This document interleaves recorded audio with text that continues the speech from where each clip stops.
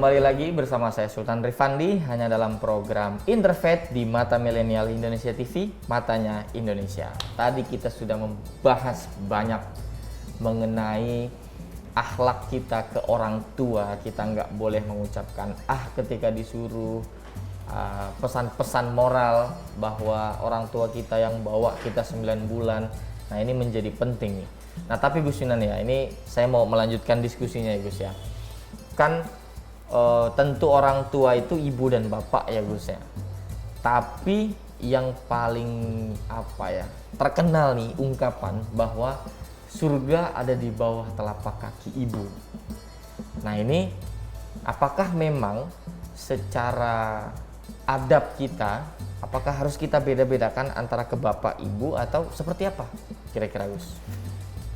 Sesungguhnya Islam itu mewajibkan kita berbakti kepada dua-duanya saja dengan karena Islam sangat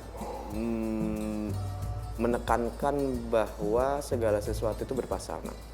Jadi ada yin, ada malam, ada siang, ada ayah, ada ibu. Ibu mengajarkan kelembutan, ayah mengajarkan ketegasan gitu. Sehingga dua hal itu memang dibutuhkan untuk pembentukan karakter anak. Ya.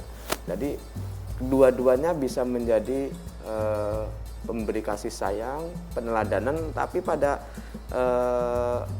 peneladanan sikap dan yang berbeda gitu. Yang satu menanamkan kelembutan, ketegaran dalam air lah. Air itu juga kalau sudah ternyata lembut itu juga bisa jadi tenaga menguatkan. Itu kita lihat pada sosok ibu.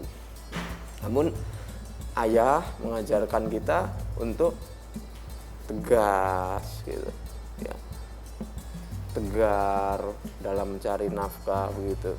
Nah, ini dua-duanya punya andil.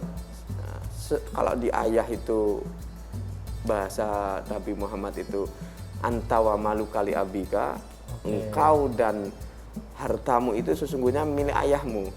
Nah, ini itu karena ayah itu kan yang berjuang mencari nafkahnya begitu, mencari nafkah untuk membesarkan, mendidik, untuk biaya gitu ayah. Sehingga bahasa Nabi Muhammad itu, kamu itu jangan lupa loh ya, kamu saat ini posisimu menjadi apa, bahwa daging dan tulang serta kecerdasan yang engkau miliki sekarang itu justru pengorbanan ayahmu.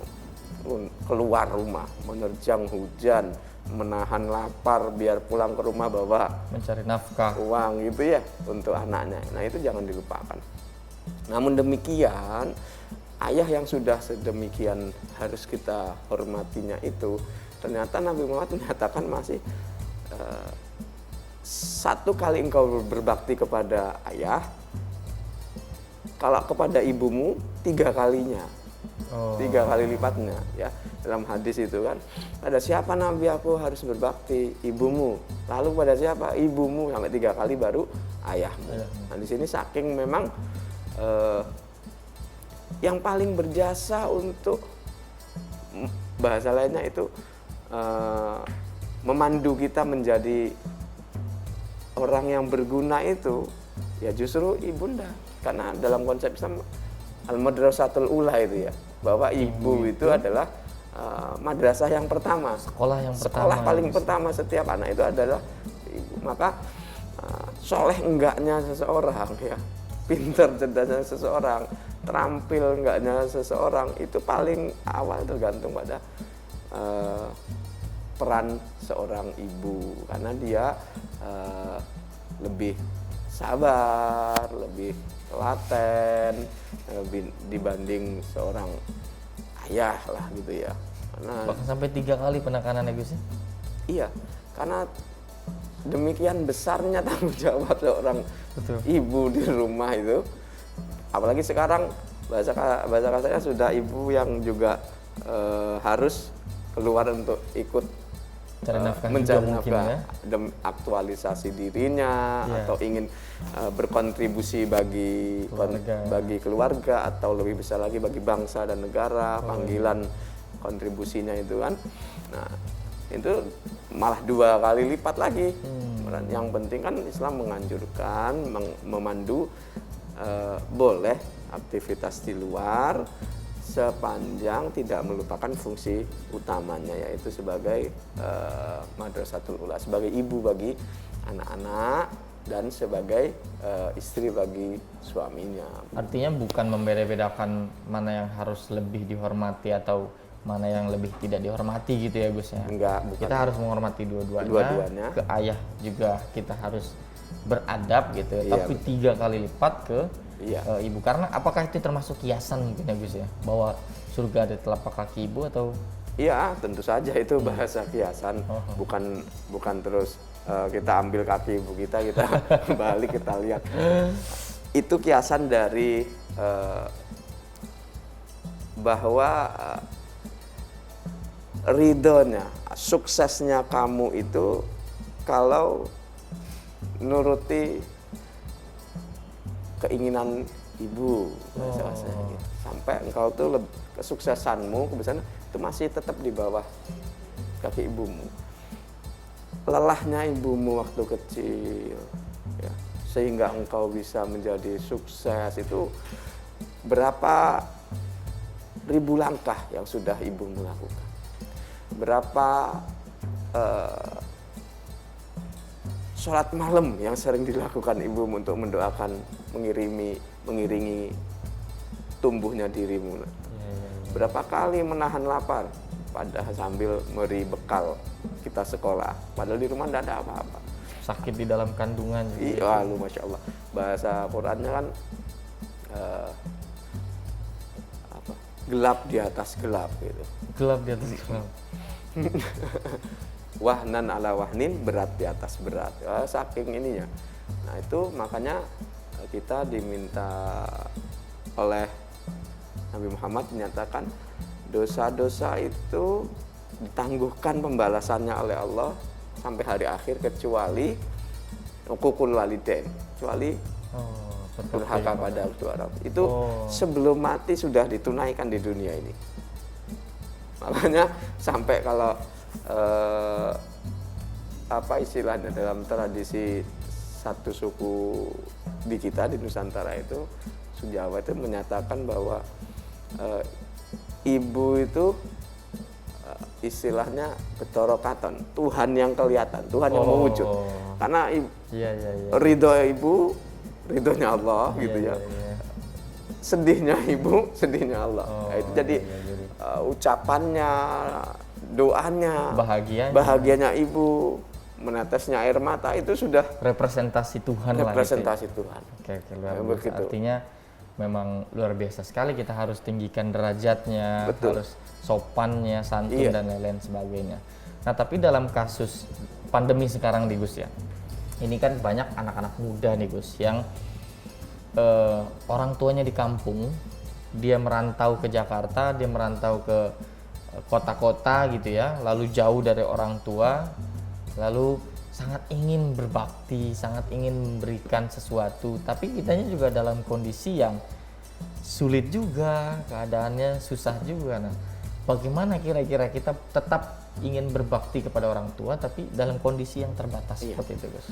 Bakti paling awal seorang anak itu kan mendoakan, Mas. Mendoakan. Paling awal mendoakan. Kan dinyatakan itu Rabbil firli wali walidayya warhamhuma kama rabbayani shaghira. Paling selalu doa penutup. Doakan. Paling awal itu adalah mendoakan itu. Lalu setelah yang kedua baru kita ketika diberi rezeki sehat. Kedua adalah komunikasi. Jarak berjauhan sekarang sudah alhamdulillah sudah ada. Dengan teknologi sangat terbantu. Bisa terbantu ya. Ada internet, ada yang bisa video call dan sebagainya. Bisa sangat terbantu. Nggak ada alasan lagi untuk tidak ada komunikasi terganggu. Sangat berarti Gus ya. Sangat berarti komunikasi itu. Anak dan sangat orang berarti. Sangat berarti. Orang tua itu kadang sakit begitu nelpon anaknya datang, tahu-tahu sehat sudah. Karena itulah sayangnya orang tua sama anaknya. Tapi Kalau anaknya kadang-kadang lupa.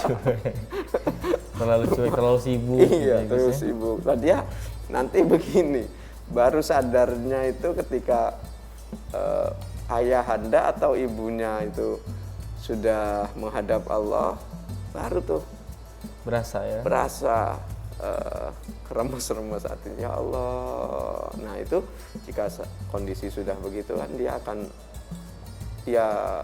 menjadi sesal kemudian. Iya. Karena itu, satu, doakan, dua, tetap jalin komunikasi, tiga, jika memang ada rezeki lebih ya kirim ya kepada orang tua, muliakan mereka, tidak perlu banyak-banyak, perhatiannya bukan nominalnya. Bukan seberapa banyak. Banyaknya, tapi wujud kepedulian, care-nya itu yang membahagiakan orang tua. Bukan dibayangin kasih nominal yang besar juga kalau bahasanya tidak enak, dan sebaiknya juga orang tua juga kecewa kan. Bahkan ada ungkapan begini, Gus, ya. Salahnya orang tua aja tuh bener. Iya. Itu tadi, karena ridha Allah fi ridhal walidain. Jadi luar biasa memang, Masya Allah ya. Kalau kita bahas orang tua itu, kita sendiri bisa ini ikut larut, ikut sedih dan sebagainya. Nah, memang terasa sekali, Sultan ya, kalau posisi orang tua itu sangat, doa-doanya itu, harapan-harapannya itu mendampingi kita. Oke. Iya, jadi kita tidak bisa mencapai seperti apa kita saat ini kalau tanpa pengorbanan dan doa orang tua. Apalagi kalau sejak kecil kita biasa tengah malam, tahu-tahu kita keluar kamar ngelihat bapak kita, ibu kita di pojokan sudut rumah ada pakai mukena, sholat, Masya Allah. Beliau sudah tidak ada, bayangan itu melekat terus pada kita. Siapa lagi yang didoakan selain putra-putrinya? Nah, itu Sedihnya luar biasa. Makanya terus kita tidak ada cara lain selain memang benar-benar bersyukur pada Allah, bisa berbakti kepada keduanya. Kalau urut-urutannya ya doakan, kemudian komunikasi, beri perhatian yang tulus, dan selalu pasangan kita juga kita ajak. Wah, ini Terus banyak berimbang. masalah juga nih, Gus ya. Iya. Ketika sudah menikah tuh kadang-kala tuh Iya. jadi lupa sama orang tua. Iya. Gitu ya, Gus ya. Nah, bagaimana tuh kita kira-kira menghindari supaya nggak seperti itu gitu loh, Gus? Ya tentu saja di dialog terus, komunikasi Dialog, dengan, iya. dengan pasangan hidup kita, sama-sama saling menyadari, tidak juga pasangan hidup kita kamu harus tak bakti pada bapak ibuku, tapi kita sendiri tidak pernah bakti kepada Orang tua. bapak ibu pasangan hidup kita. Tentu saja itu tidak adil. Iya. Tidak adil. Gimana maksudnya? Lah kita kan ngambil pasangan hidup kita tidak ikut biayain sejak awal. Iya. Orang bapak ibunya. Nah, terus ketika sudah kita ambil matengan, terus kita seenak memutus kontak, silakan Iya, rasa sekali. Bayangkan jika nanti kita, Sultan, membesarkan putri, anak putri, setelah dewasa udah biaya besar, kasih sayang, lalu ketika dibawa suaminya itu tidak boleh gitu, ya. sama sekali. Nah, tentu saja bukan seperti itu, saya duga, dan saya meyakini Islam tidak seperti itu. Iya. Nah, tinggal metik matangnya doang terus melupakan dasarnya, ini kan juga tidak benar kan, sekali. sakit Iya. sekali kita. Karena Nah, itu dua-duanya harus berimbang, kita hargai pasangan hidup kita juga Harus kita manusia. ajak. Iya, menarik sekali merujuk pada pesan Syekh Mutawalli Sya'rawi, ulama besar dari Mesir. Beliau itu ketika menikahkan putranya, beliau itu berpesan gini, anakku, katanya, sadari istrimu ini meninggalkan bapaknya, meninggalkan ibunya, meninggalkan pamannya, meninggalkan bibinya, kakak dan adiknya hanya untuk kamu seorang. 7 orang kalah hanya untuk kamu seorang. Karena itu, usahakan dirimu bisa menjadi bapak baginya. Usahakan dirimu bisa menjadi ibu untuknya. Usahakan dirimu bisa menjadi kakak untuknya. Usahakan dirimu bisa menjadi semua peran yang dia tinggalkan. Usahakan ada dirimu, pada dirimu. Kan ini luar biasa pesan Syekh Mutawalli Sya'rawi. Itu sangat menghargai. Mendalam sekali. Luar biasa. Itulah indahnya agama kita ini ya. Ya. Jadi ini mungkin penting untuk diingat sama para pemirsa nih, para milenial yang mungkin saking sibuk bekerja gitu ya Gus ya, saking ingin aktivitasnya luar biasa penuh dalam satu hari. Tapi selagi masih ada orang tua, maka komunikasi, mendoakan, berinteraksi dengan orang tua itu penting sekali. Nah, tentu saja ada beberapa hal yang mau saya tanyakan lagi nih ke Gus Yunan, tapi kita break dulu sejenak Gus Yunan. Ya, dan baik. itu para pemirsa silahkan kalau mau ambil cemilannya, kopinya, tehnya silahkan. Dan jangan kemana-mana, tetap saksikan Interfaith hanya di Mata Milenial Indonesia TV, matanya Indonesia.